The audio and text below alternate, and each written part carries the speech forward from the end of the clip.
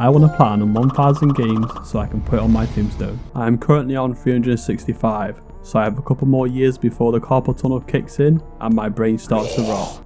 Alright, so we're carrying on with all the COD Platinums. Today we are doing Black Ops 6. Originally this game looked pretty straightforward. It was just a normal COD, play the game on veteran, couple of multiplayer trophies and then some zombies. And it would have been easy if I didn't waste tons of hours in multiplayer just to realise I had a 30-hour grind sat waiting for me in zombies. Maybe we hated on Modern Warfare 3 too soon. Those 50k kills wasn't so bad after all, but we'll talk about that trophy later. Like usual, I jump into the campaign and of course we play on veteran straight away. The story is pretty simple. We're just playing as a rogue agent who's trying to take down a secret organisation who have infiltrated the CIA and plan to end the world. The first mission we do has us capturing somebody called Halawe for information. One thing I noticed straight away was the health bar. I really like this feature. The old CODs was really annoying when you was put low health, but you had no idea how low you actually was. After killing a couple of enemies, we capture Halawe, but the secret organisation I spoke about earlier show up, and this is where we find out that they are named the Pantheon. We then use an RCXD card to surprise attack them. We finally make our way through all the enemies, but before we can escape, Russell Adler shows up and kills Halawe. And that's the mission done, and we pop our first campaign trophy. Now we go to an abandoned mansion in Bulgaria, which is basically going to be our home base where we can start all our missions from. Moving on to the next mission, we're trying to recruit a character called Savai to our team. We can do this by helping to take down some members from a guild. Our first target is someone called Yannick, who is partying on a yacht, so we have to climb a bell tower to quickscope him. But before going there, we have to do this section stealthy, because if we reach the guild meeting without getting spotted, we'll earn a trophy. Once we reach the top of the bell tower, we get a sniper rifle and we spy on Yannick. After we listen to this phone call, we learn that the guild meeting is happening nearby, so we game end Yannick and move on. We then run back to the starting point and meet Savati. After a quick cutscene, we go to the guild meeting, and if we carry on being stealthy, we'll make our way into a room where if we set an alarm off, we get captured, which pops us the trophy. The person who captures us is Savati herself. She has infiltrated the guild and she takes us to another guild member. Just before they can kill me, Savati shoots some in the head and then we kill another guild member. With another member down, we do a chase scene through a food market to get the last two guild members. The last one tries to drive by us, but we eliminate him and finish the mission. And during the cutscene, we pop the mission trophy. For our next mission, we plan to rescue Russell Adler from a CIA black site. But to do that, we need to get a picture of the senator's eyes so we can unlock the secret location. But before we do that though, we can unlock another trophy here for taking down 5 guards without being spotted. After doing some investigative work, we find out the senator is having an affair with a personal assistant. Oh shit, that's a big shock, isn't it? Wow! We then grass him up to his wife and she lets us take a picture with the senator. We make our way through a long tedious fighting section to rescue Adler, which ends with us escaping on a motorbike. This part actually really pissed me off. I don't know if it was just RNG, or whether the enemies shot me in the cars, or probably just a skill issue, I'm bad with a pistol. Anyway, we make our big escape and we pop another story related trophy. I decide to take a break from the campaign and work on some multiplayer trophies. I actually enjoyed the multiplayer at the start, but then eventually my skill based matchmaking kicked in and yeah, we know what happens next. So the first trophy I get is for getting the best play 3 times. For this trophy I just did control and I popped this trophy pretty easy. I wish I could sit here and tell you how good of a game I am, but no, I'm just a humble professional platinum getter. Okay. Anyway, the next trophy I get is for getting 75 eliminations with a speciality perk. I then get another trophy for eliminating 500 enemies. Next I use an RCXD card to get a double kill. This trophy actually pissed me off as well. Trying to drive this shitty PS1 mechanics car in a sweaty lobby is just impossible. But I actually get another trophy in the same game, which is for earning a mastery badge. And by this point I am knee deep in skill based matchmaking. I'm sweating my balls off just to place at the bottom of the team. But I get carried to another trophy, which is for winning 25 games. Finally, we're on to the last multiplayer trophy till I take a break, which is for destroying 50 UAVs.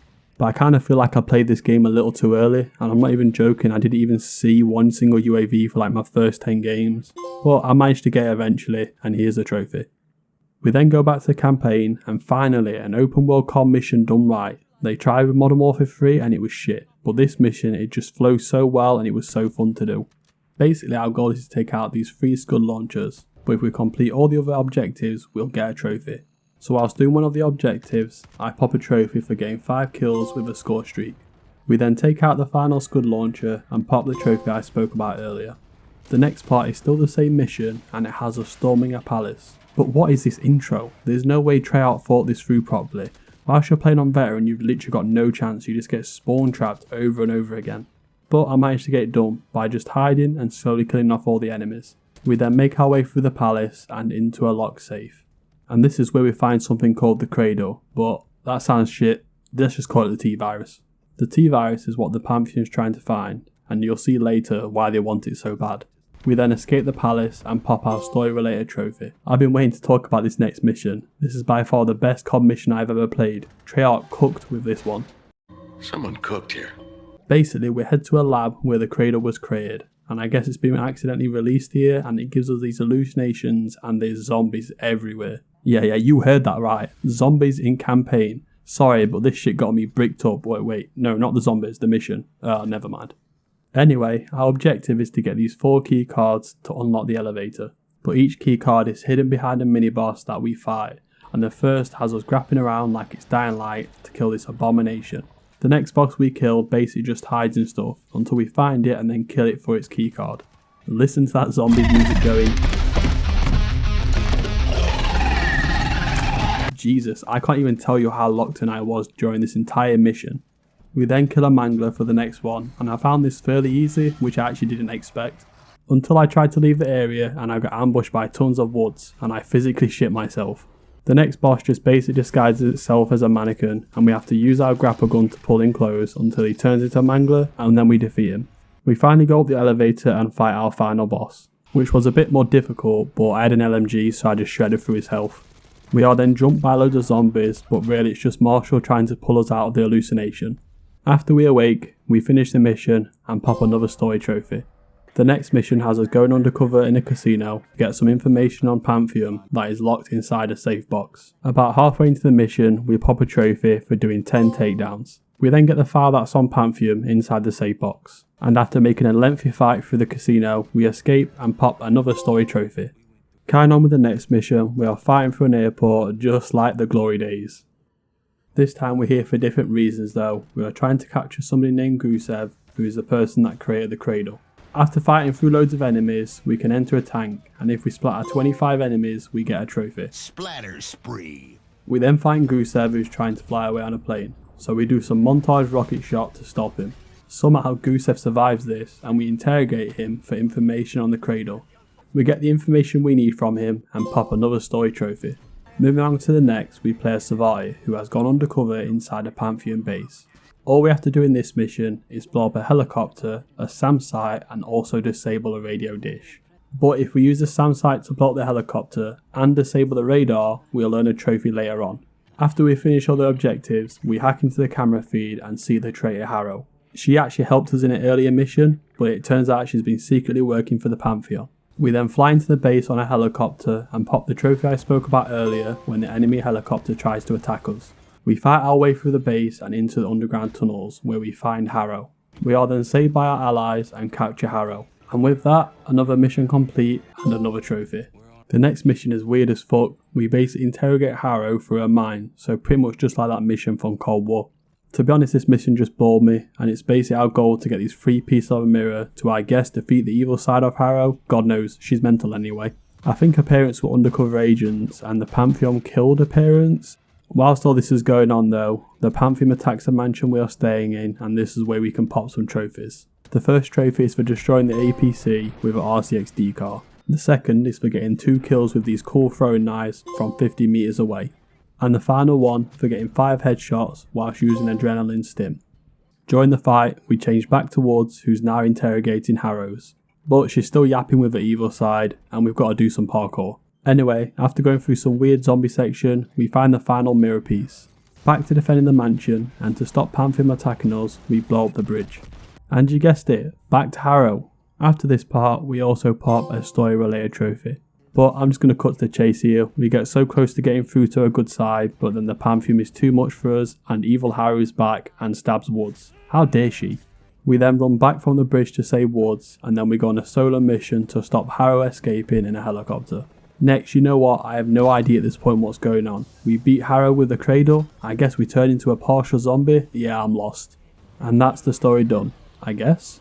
We then have a cutscene where we meet up with the leader of the CIA, who tells us the Pantheon still exists and there's members hiding, so our job is still not finished. Fast forward a little and we see this dude inside the CIA leader's office on his computer.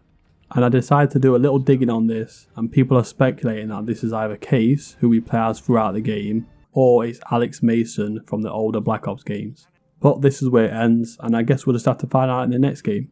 That's all the cleanup trophies done, and there's only 2 campaign trophies left. The first is for completing a puzzle that is inside the safe house. Actually, the trophy before will help us because we need to collect 14,650 cash to unlock all the operated perks in the safe house. The best way to get cash is for opening 9 safes. These can be found inside different missions. I also made sure to look out for cash whilst completing the campaign, and I only needed like 1k after, so I just cleaned that up real quick. Now I go back to the multiplayer and get the 2 final trophies I need, with the first one for using the Sleeper Agent field upgrade and killing the enemy from behind. And finally, the hardest trophy of them all, which is for completing the multiplayer tutorial. Yes, I purposely saved this for last. Onto the zombies. I do a quick trophy to warm up, which is for cooking a fish with special ingredients. I now assemble the Avengers to take down the Easter eggs. My team is me, my girlfriend Nico, and my closest friend, the Hulk's ball sack. Huh? Yeah, that's his name, so you can guess how this is going to go. Well, we actually breeze through the Liberty Falls Easter egg, and we get it on the second time. I won't bore you with the Easter egg steps, it's pretty straightforward. You just get the wonder weapon, lure some monsters into a trap, and boom, start the final fight. Although I will say the final fight was pretty intense because we only had a small church to run around in. But we get it done and we pop the trophy. After that, we take a break from the Easter eggs and do some chill bowling. All we need to do for this trophy is to get 300 points, which I must have got lucky on because this only took me 3 attempts. But I am actually pretty good with balls, so that's probably why. The next trophy I get is for sucking up some figurines with the wonder weapon, which turns us into female Homelander and pops us a trophy. We then take on the Terminus Easter egg. We got to the final boss fight fairly easy, but this is where it all went wrong. We were so underprepared for this fight, and the boss has this attack where it slams its tentacles down, and if it hits you just right, it flings you off the map. And this happened to me and the Hulk's ball sack. Jesus, that name is still not right reading out loud.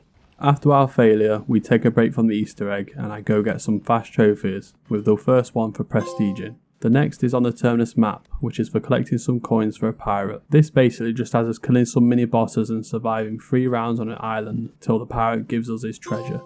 We then go back into the Easter egg again, and this time we use some OP guns. The gun we use is the ASG shotgun. No joke, this gun is probably the only weapon that actually works in high rounds on zombies. So I'd definitely recommend using this weapon if you've unlocked it. That boss fight was actually amazing. It gave me that tense Easter egg feeling which I think we've been missing for years now. Finally, with the Easter eggs done, I thought it'd be a breeze from here, but oh boy was I wrong. Imagine how pissed I was when I realised how big of a grind the trophy Cyberized is. I spent days before this grinding multiplayer thinking that I'd be done with zombies fast, but no, Treyarch decided to sleep deprive me. Honestly, before this trophy, I thought I could easily break into the top 5 first achievers. But without even starting this trophy, I was looking at an easy 30-hour grind, which meant I had no chance of catching up. I could rant about this shit all day, but just know if I could take back the 50k kills in Modern Warfare 3, I would easily do that. Oh yeah, I was awake for 40 hours straight, only taking a 2-hour nap. All I kept doing was getting to around 21 on Rampage, rinse and repeat. Yay! Anyway, whilst working on that grind, I pop a trophy for killing 100 elite zombies. You can actually probably tell how done I was at this point. I kept forgetting to record stuff, and this is why the screenshot is so bad. I then get another trophy for getting the opal camos. And finally, the Cyberized trophy, which should have popped right here, but I was that sleep deprived, I just managed to record my platinum. But anyway, here's the plat. Overall, if we ignore that final trophy, this game was really fun. Campaign wise, this is probably the best we've had in many years, and even the Easter eggs was really fun. I miss the days on Black Ops 3 where the platinum was genuinely difficult rather than just some dumb grind like we've been getting lately. But maybe that's just me. Anyway, I still have loads more CODs to do, so this won't be the last, and next time I'll be playing on the PS3. Yay! 30 FPS! Oh yeah, one more thing. Thank you so much for all the support. Honestly, I didn't expect my videos to be doing so well so fast. I've got some stuff coming up for when we start to hit milestones, so look out.